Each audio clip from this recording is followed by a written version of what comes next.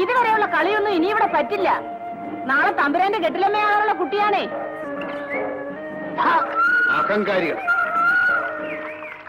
പ്രായമറിയാതെ മതിച്ചു നടക്കുന്നു. കൃഷ്ണ, ഓടാ എന്റെ വീട്ടില്. മേലാ ഞാൻ പറയാതെ ഇവിടെ വന്നു പോകരുത്. എന്താടി നോക്കി നിൽക്കുന്നത്? കയറി വാടി.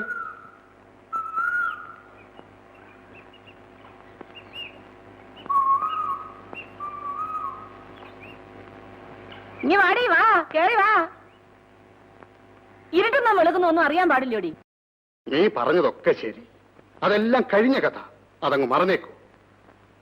നീയും സന്തോഷിക്കേണ്ടതാണ്. ഇതിൽ കൂടുതലൊരു ഭാഗ്യം ഇനി അവൾക്ക് വരാനുണ്ട്.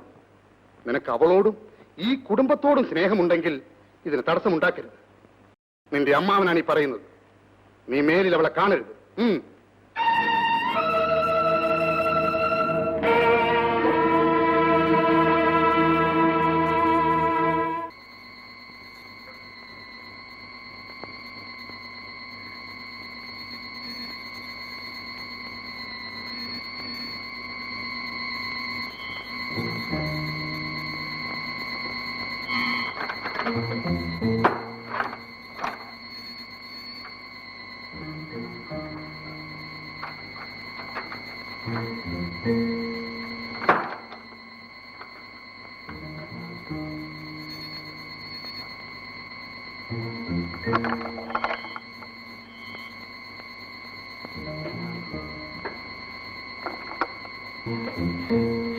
കുമാർ, കുമാർ, കുമാർ, കുമാർ, എണീറ്റ് വരൂ.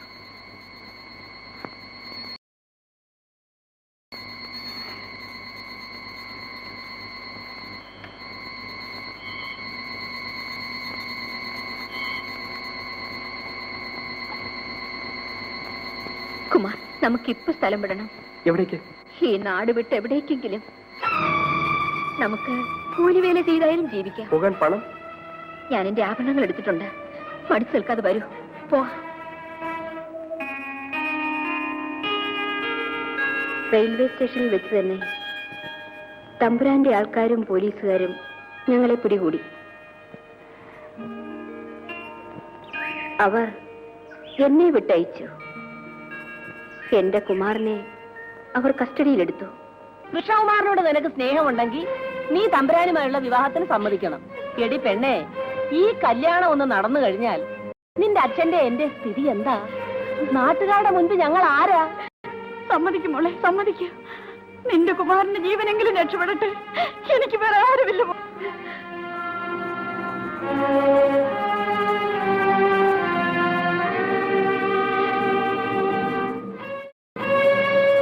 ഞാൻ സമ്മതിച്ചിരിക്കുന്നു. കോവിലകത്ത് പോയി പറയട്ടെ?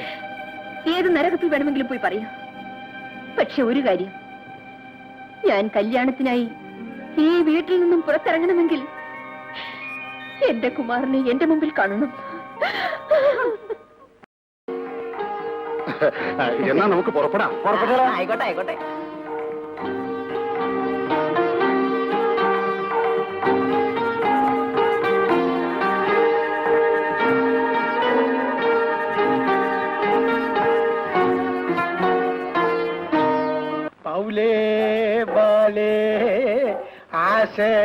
ആശയന്തയിത്തേ മൗലേ വിഡ്ഢികൾ.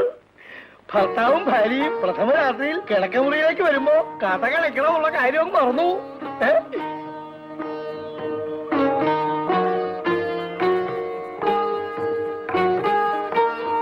രസികത്തി ഒളിച്ചോളി അല്ലേ? സാരമില്ല, പെൺകുട്ടികളിൽ മിക്കവരും ഒളിച്ച് അല്പം ഓടിയവരായിരിക്കും. നോം ക്ഷമിച്ചിരിക്കുന്നു. ഇല്ല തിരുമേനി, ക്ഷമിക്കണം. ഇന്ന് എനിക്ക് പാടാൻ പറ്റില്ല. പാടുപെടാൻ പറ്റുമോ? പാടുപെടുക എന്നുള്ള വാക്കിന്റെ അർത്ഥം മനസ്സിലായോ? പ്രഥമ രാത്രി ആരെങ്കിലും പാട്ട് പാടി സമയം കളയുമോ? ഞാനൊരു പമ്പര വിട്ടി. ഈ ചോദ്യം ഞാൻ ചോദിക്കില്ല. ആട്ടെ, എന്റെ പാടവം കാണണമെന്നുണ്ടോ?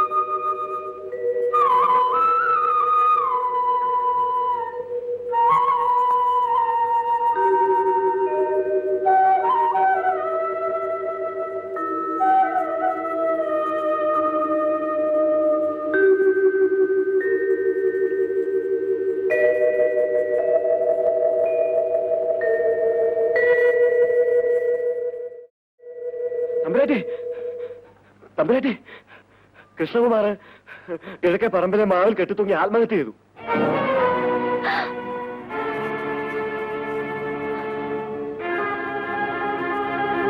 എന്റെ ജീവിതം നശിപ്പിച്ചതിനും എന്റെ കുമാറിന്റെ മരണത്തിനും പകരം വീട്ടുമെന്ന് ഞാൻ ഉറച്ചു.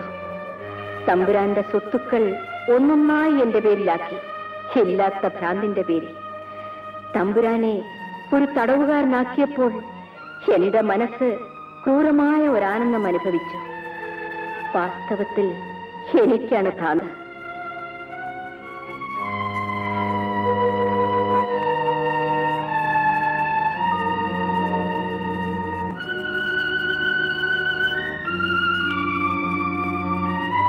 പകയും നൈരാശ്യങ്ങളും ഏകാന്തതയും എന്നെ ഒരു ഭ്രാന്തിയാക്കി മാറ്റി. ഗോപനോടുള്ള എന്റെ പെരുമാറ്റം പോലും അതിന്റെ തെളിവാണ്. സമനിലയുള്ളപ്പോൾ എനിക്ക് തന്നെ അത് ബോധമുണ്ട്. പക്ഷേ എപ്പോഴാണ് സമനില തെറ്റുന്നതെന്ന് എനിക്കറിയില്ല. കുമാർ, എന്റെ കുമാരനെ ആ ദ്രോഹികൾ നശിപ്പിച്ചു. അന്നു മുതൽ ഞാൻ തമ്പുരാട്ടിയായി. ഞാൻ ഭരിച്ചു തുടങ്ങി. എന്റെ ഭർത്താവിനെ പോലും ഭരിക്കുന്നത് ഞാനാണിന്ന്. ഭ്രാന്തനായ ആ മനുഷ്യൻ ബംഗ്ലാവിലെ മുകളിലത്തെ ഒരു മുറിയിൽ കഴിയുന്നുണ്ട്. അസ്തമനമായി.